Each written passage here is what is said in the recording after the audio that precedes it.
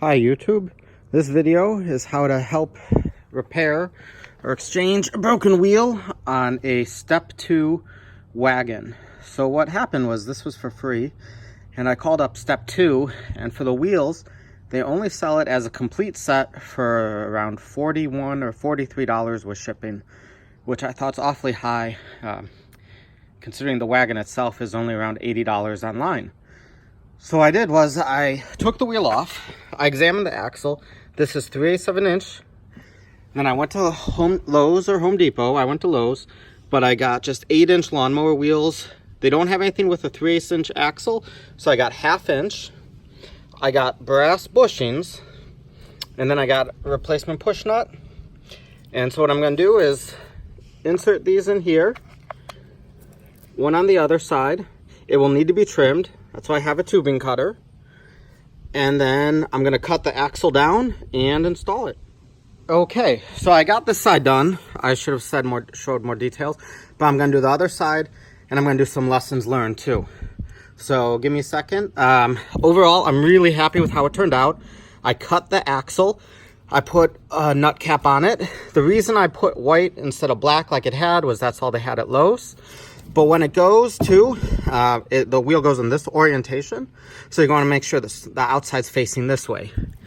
One thing is, I noticed on these wheels, it's awfully close, the clearance here.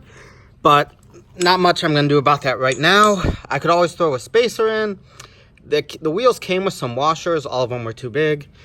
It's fine. It's a little wagon that goes, you know, at a slow pace. So I'm not that worried about it, that there's very little clearance. But overall, it looks really good, and the cost was significantly less.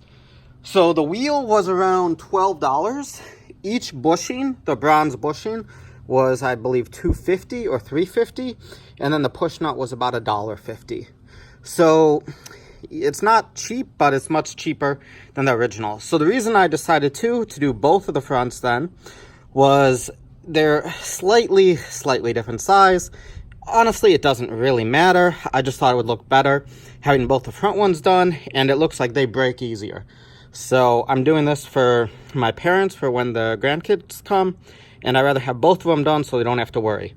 I'm not going to do the back for right now. I don't think that's necessary, but I think this is a lot better to use wheels like this. They're much higher quality than the replacements from Step2. Okay, so I'm going to talk about how I cut the axle. I marked it, and this is going to depend on the size of the wheels to cut the hub. The reason it's easier to do it now was because this is chewed up from those push nuts, and it's really hard to get the bushings past them. I actually sanded the other one down, and I still had to tap it with a hammer.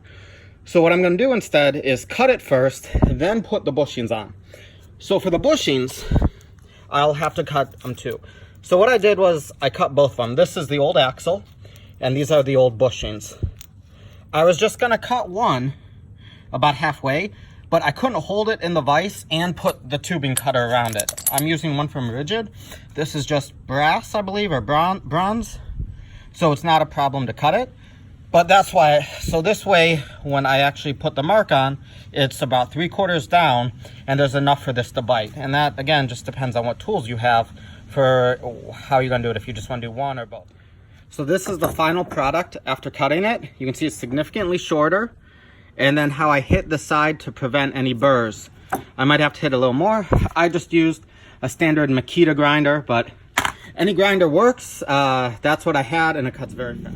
Okay, both of these are cut for the second wheel. The only other thing is, once you're done with your tubing cutter, you're gonna have to sand the inside of this for the ridge it creates. So I'm just using some plumber's sandpaper and then going inside. And okay, so now I'm done. I've got, this was the broken wheel. These are original, a spare, another original on the axle, and I put that one, another one, so the fronts are exactly the same. So, all right, so now that I did this, I looked at the receipt, and I ended up spending almost as much as getting the kit for the whole vehicle. That being said, it was a lot easier just to do these. It's a couple cuts. These are always a pain to take off, and not everything needed to be replaced. These wheels that I bought are much higher quality. These are lawnmower wheels, just 8-inch with a 1/2 inch axle. That's why I have the bushing from 1/2 inch down to 3/8, but they're much higher quality than those that come with it. The ones that come with it are just a real cheap plastic that's very thin, where these are solid. You can also buy metal wheels if you wanted. I didn't do that just because I like the gray, and that was gray, and they were really the same price. If I was going to do it again, I don't know if I would do metal. I think how it worked out is fine. It's not like it takes heavy abuse or anything like that.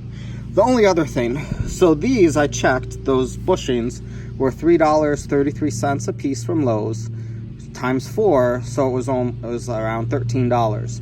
You could do it cheaper and get just a piece of aluminum or steel tubing, which they had, and I was thought about doing that. And the reason I didn't get it is because I didn't know how the aluminum would hold up.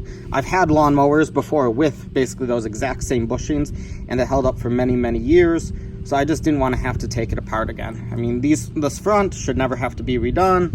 The back, who knows, not a big concern right now, but if you want to do it cheaper, you could get the aluminum tube and then just cut it to the length you need, which would probably be around 1.5 inches or 1.75 inches, depending on the wheel and the hub.